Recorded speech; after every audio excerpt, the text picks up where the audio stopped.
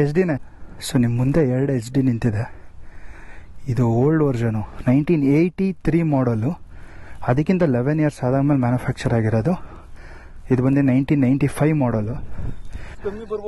ಹಾಂ ವೆಯ್ಟ್ ಇದೆ. ಈ ತರ ಒಂದು ಮ್ಯಾಟ್ರೇ ನಮಗೆ ಗೊತ್ತಿಲ್ವಲ್ಲಣ್ಣ. ಗೊತ್ತಿರುತ್ತೆ, ಮೈಸೂರೆಲ್ಲ ಮ್ಯಾನುಫ್ಯಾಕ್ಚರ್ ಆಗಿರೋದು ಎಚ್ ಡಿ ಕಂಪ್ನಿ ಬಂದ್ಬಿಟ್ಟು ನಮ್ಮ ಮೈಸೂರು ಗಾಡಿ, ಅದೊಂದು ಖುಷಿ. ಈ ಥರ ನೋಡಿದಾಗ 250cc 2 ಟೈಪ್ಸ್ ಬರುತ್ತೆ.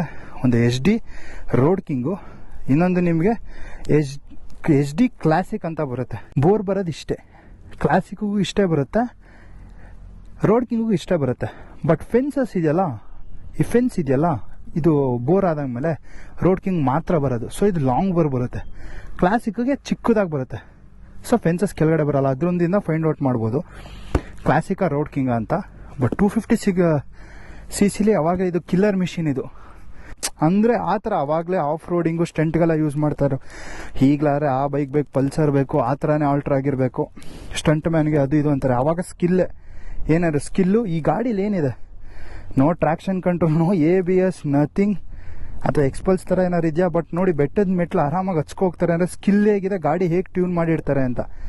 ಸೊ ಅವಾಗಲೇ ಸ್ಟಂಟ್ ಎಲ್ಲ ಮಾಡಿದವರು. ಡೀಸೆಲ್ ಗಾಡಿನೂ ಇತ್ತು. Okay, royal Enfield diesel. ಹೌದು, ಗಾಡಿನೂ ಇತ್ತು. ಅದು ಹೆಂಗೆ ಅಂದ್ರೆ ಈ ತೋಟಗಳಿಗೆ ಇದು ಕುಡಿತಾರಲ್ಲ, ಕಬ್ಬಿನ ಗದ್ದೆಗಳಿಗೆ. ಹೌದೌದು, ಅದ್ ಇಂಜಿನ್ ಅದಕ್ಕೆ. ಹೌದೌದು.